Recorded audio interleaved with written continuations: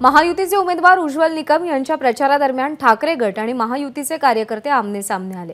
शिवसेना कार्यालयासमोरून यात्रा जात असताना भाजप कार्यकर्त्यांनी घोषणाबाजी केली आहे आणि घोषणाबाजीनंतर ठाकरे गटाच्या कार्यकर्त्यांनी गद्दार गद्दार म्हणून हिणवलेले आहे आणि त्यावरून दोन्ही गटांमध्ये जोरदार राडा झाल्याचे चित्र सध्या पाहायला मिळते।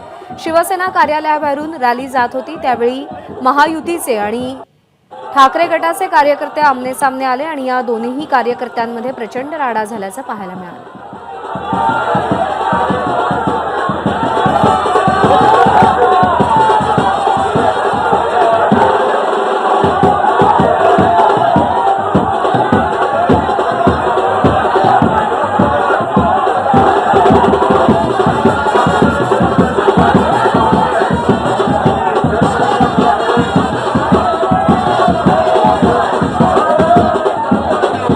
अभिषेक मुठाळ आपले प्रतिनिधी सध्या आपल्या सोबत आहेत। अभिषेक, नेमका काय घडलं आणि सध्या परिस्थिती नियंत्रणात आहे का? महायुतीचे जे उमेदवार आहेत उज्ज्वल निकम यांच्या प्रचारादरम्यान ठाकरे गट आणि महायुतीचे जे कार्यकर्ते आहेत ते आपल्याला समोरासमोर येताना पाहायला मिळालेले आहेत।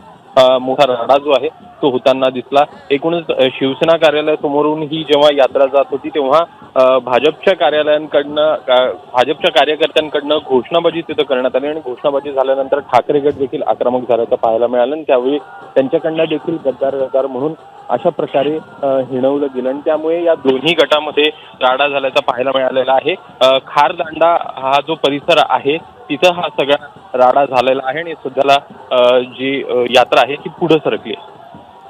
अभिषेक, धन्यवाद दिलेल्या माहितीसाठी। एबीपी माझा, उघडा डोळे बघा नीट।